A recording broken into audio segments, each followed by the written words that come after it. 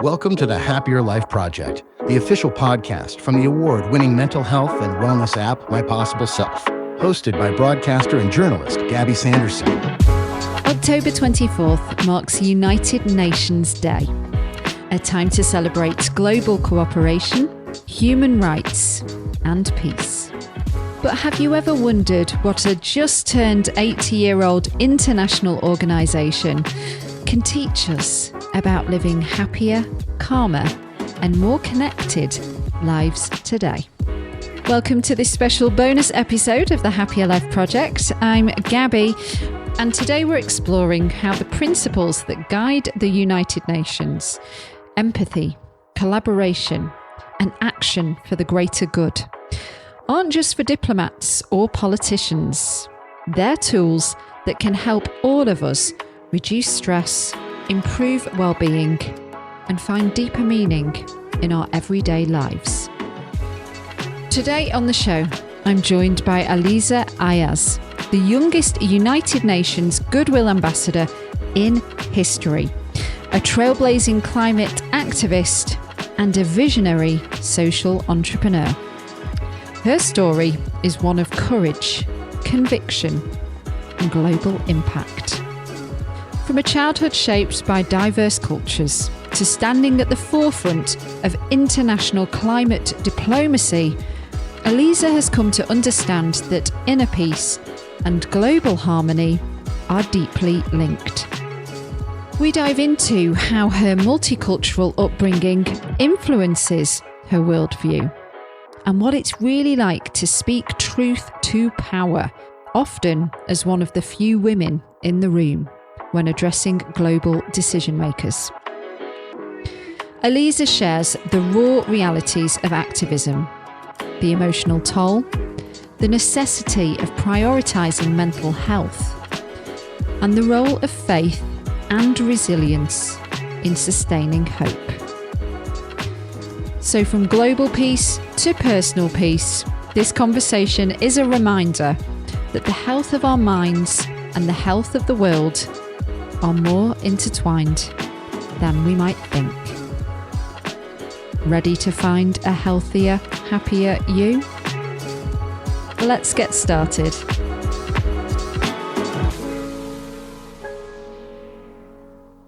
Aliza, you've lived across Dubai, Karachi, the largest city in Pakistan, and London. That's a real rich mix of cultures. How has it been sort of shaping the person that you are, having access to all these diverse environments, and how has it shaped your view of global issues and personal well-being? Yeah, I think that's a really good question to talk about myself and my journey. And I think that kind of moving around and having a semi-nomadic lifestyle is what's inspired me to be an ambassador for the United Nations and do the work that I do through United Nations. When you live in different places across the world, you can't help but notice how differently people live, how different their diets are, how different the access to health, education is, how different the responses are, how different people cope with stress, with anxiety. Because let's be honest, stress is part of life, right? No one has a perfect, happy life. There's ups and there's downs both. So when I moved around, I could see that the equity in health and education was missing. There was a disparity in the access and affordability to these somewhat very basic human necessities. And it would upset me sometimes that beyond my privilege, my bubble of privilege, what about the people that are unable to access it? So I think it inspired me to do more in the world, to care about more than just myself.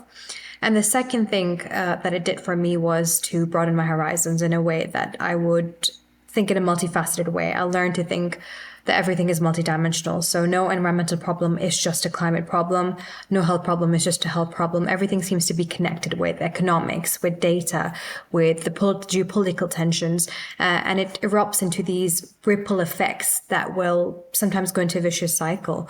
So I think both pros and cons of that approach of having lived across different cities. Is it true that you currently hold the title of the world's youngest UN Goodwill Ambassador?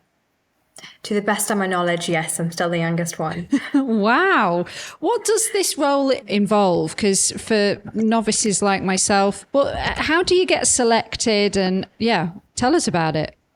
Sure. So I don't think it's a position you could really apply for. And it's something I'm very happy that I stumbled across. And this is because of the work that I did as a nerdy teenager. I was definitely a teacher's pet, always raising my hand in the class, always doing more in terms of extracurricular work and classwork than I needed to. And that meant just having a keen interest in applying the concepts I learned in my classroom. So if it was to do with geography and climate change, I would think, hold on, okay, how is this applicable to Karachi? And I very quickly learned that Pakistan is facing a water crisis due to climate change. And at that time, that concept just didn't exist. And this is even amongst the educated segment of the population who think that this is all to do with mismanagement of water resources. But actually, it was climate change driven. And this was a result of a lot of hard work, a lot of research, qualitative data, quantitative data, interviews, workshops, going to different factories, speaking to different people from the government, from different authorities responsible for the water sources in Pakistan.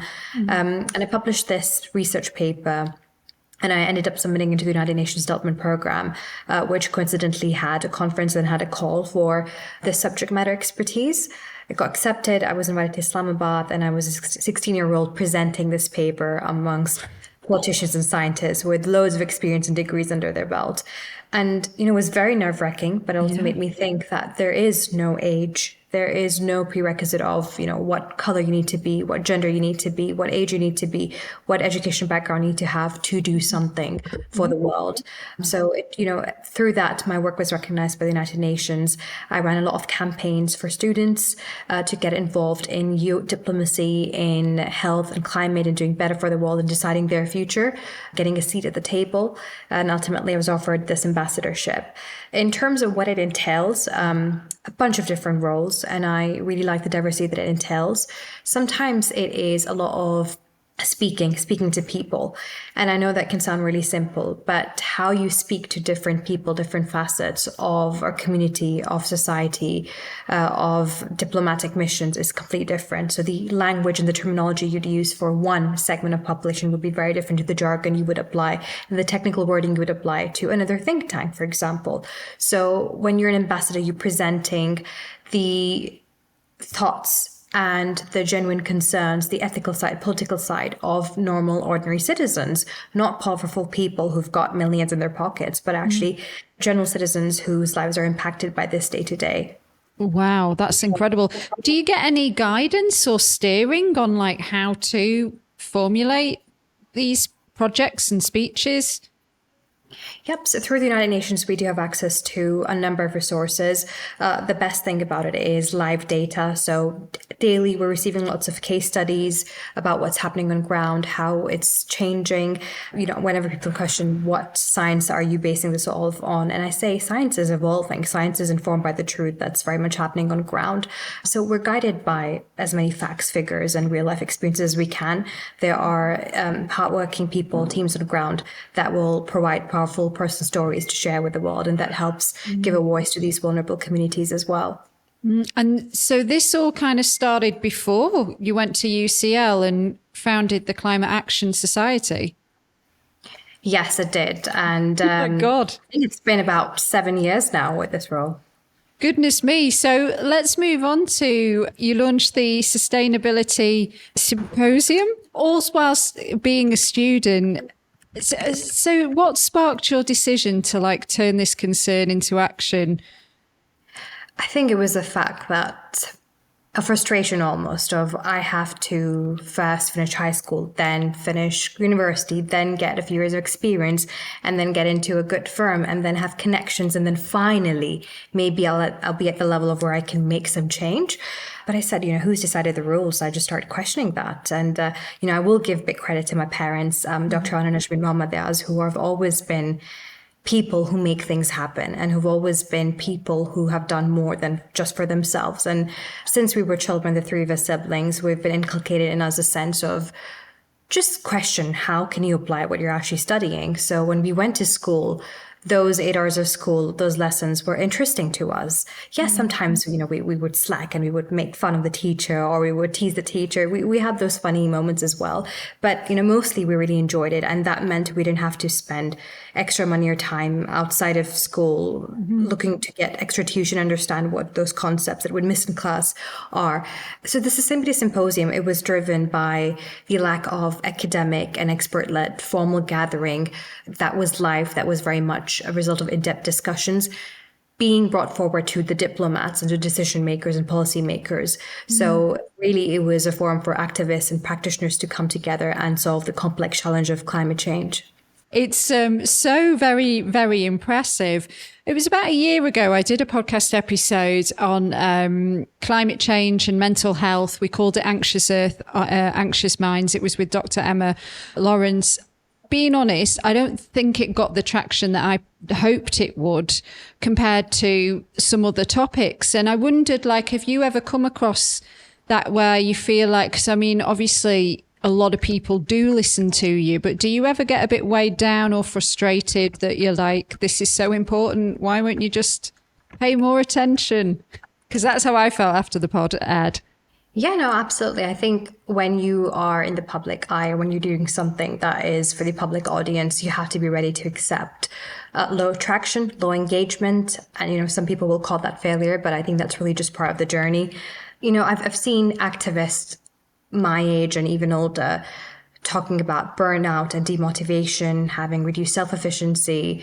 Sometimes there's a sense of isolation and disconnection. Sometimes there's also a compensation or withdrawal. So, you feel like you almost have to become more loud or more aggressive or more frequent in attempts to force attention. But I think when you put that into the big picture perspective, that the listening part is missing. So, analyzing the 5 layers of why. Why is the listening part missing? And if that's missing, then who's the person deciding that? What are their interests? And going to another layer of why. So if these are their interests, how can I connect that to their feelings that they feel like would matter in this day and age?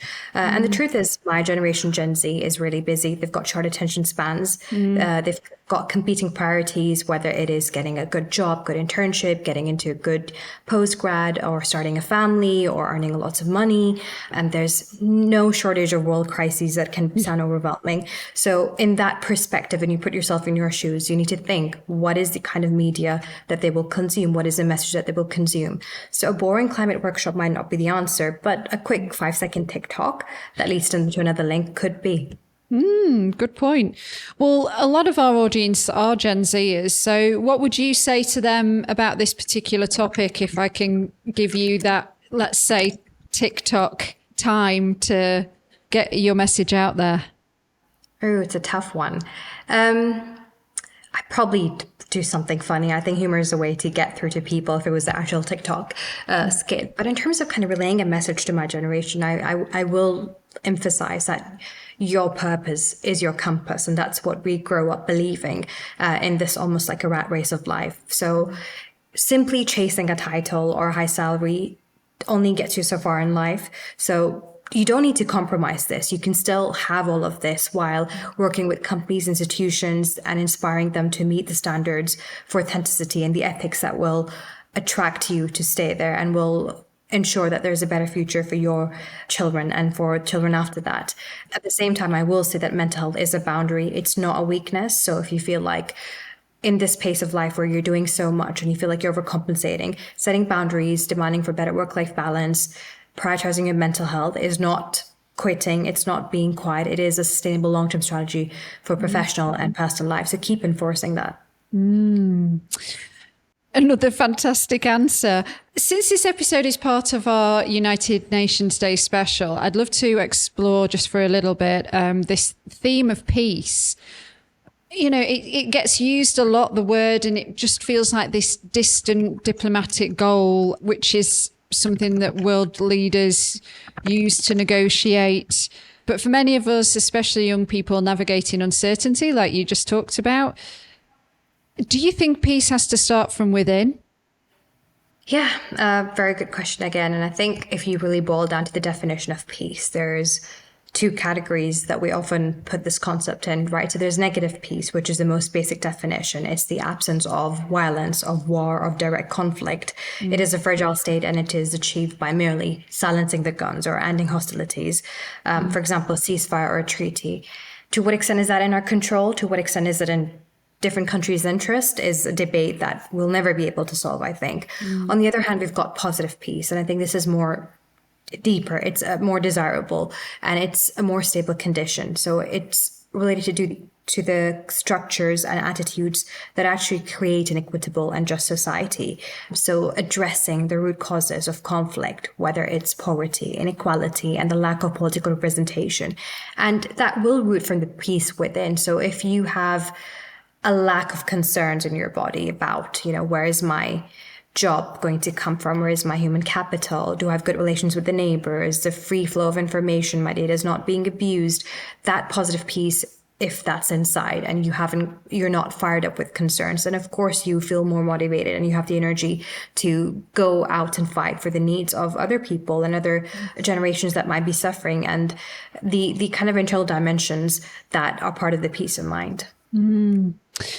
How important is faith to you when we're talking about peace? Yeah, but fantastic question. I think very much an integral part of who I am as a person. So I am a practicing Muslim, and in Islam, I think the number one thing that we learn is peace, right? And peace is, again, in many different forms and shapes. And you don't learn this until, you're grown up and you are an adult. And I'm still learning to this day about kind of how to implement this in my life or what it means for different people. And I think a lot of the faiths out there are very similar concepts. There's no religion out there that doesn't promote peace. It's very much the foundation of life. So faith, I think, in the human sense, is not a factor in my existence or operation, but it's very much who I am. So we have concepts of looking after yourself, making sure you're nourished, and when you're nourished, you have the ability to look after other people, and making sure that if you do use something, you use it in an ethical way, and you leave it for other people to use as well, to share. So you're not being selfish, you're not being overconsumptions. So I think my beliefs are my probabilities. They probably guide me in my day-to-day decisions about, what is ethical, what is right. And it is what sometimes for me is the core concept behind real world problems like greenwashing, which a lot of companies are doing. So is this the ethical thing to do? A lot of the times I'm invited by corporations to come in and help them avoid greenwashing. And in order to win that project and to completely sign it off, sometimes there's a pressure of time and pressure of the red tape and regulations to be like, oh, maybe these numbers we can crunch up, or maybe these numbers don't need to go out in the public. And when you get so much pressure of top down, bottom up across the board in that industry, you sometimes are questioned about what is your faith, what are your values, what is your character, and faith plays a big part there. And what about the part it plays in your mental health? Because as you've just spoken about, it can get quite stressful doing what you do. And I mean, it's very good work, it's very important work, but it's also very serious work. So how do you look after your own mental health, and how much is your faith maybe source of comfort? Yeah, I think it's definitely a source of comfort for me. I think it's a healthy coping mechanism for dealing with stress, with trauma, with grief. I'm a 27-year-old, so thankfully I've had a very happy life, and I hope life ahead is good as well. But, in moments of stress, it's using my faith to turn the problems over to almost a higher power, and believing that that higher power can lessen the individual burden of worry and control. And there is a certain extent and percentage to which I can try my best. These are the factors that are in my bucket, in my control. But then there are other factors that are beyond me. I don't control those. So accepting that faith can help a person accept circumstances that cannot be changed. And that promotes emotional peace. It prevents prolonged struggles with anger or denial, and which again is a very dangerous cycle to get into. I think faith also helps me build resilience. It offers a transcendent perspective. It suggests that suffering has a purpose and it is temporary. So every failure is actually an opportunity to learn, to get better. And if I hadn't been knocked down, I wouldn't have built the emotional strength to bounce back from the adversity. And I can't help but assume that within your role when you're doing a lot of panels and you're speaking to people that perhaps it's like male, and correct me if I'm wrong here, but it's more male heavy and there's not so many females. So when you talk about resilience and holding your own, and especially because not only are you female, you're also still very young, is it ever a factor? Definitely a big factor. I think when I first entered this space, this broad space of climate, environment, and it's so closely interconnected with education, with sanitation, with health.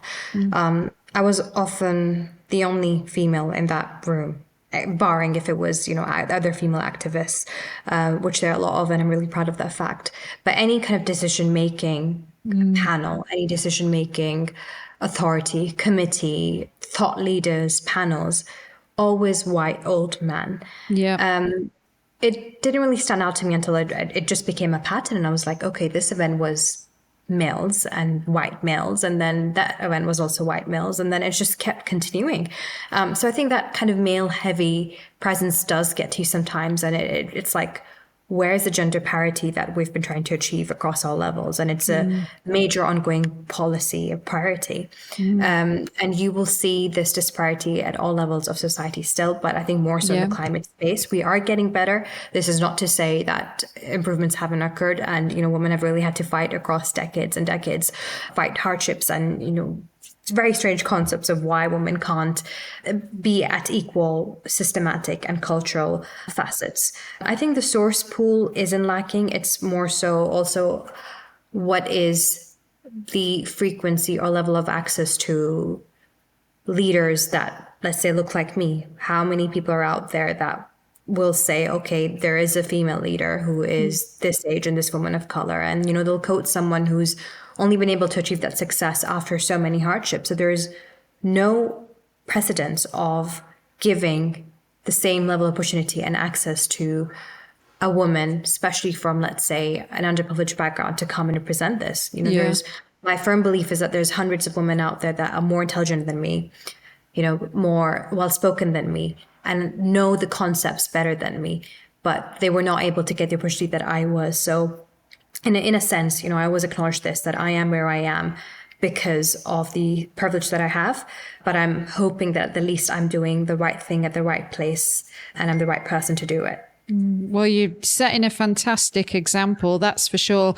Just as we kind of wrap things up, and thank you so much for your time, I've just got a couple of quick questions at closing reflections. We have episodes going out on Tuesdays and Fridays. On Tuesday's episode of the podcast, I always ask my guests this question: what's the one thing that needs to change to make the world a happier place? But I'm dying to know what your answer would be to this one as well. Ooh, one thing. I probably want to say a shift in human values.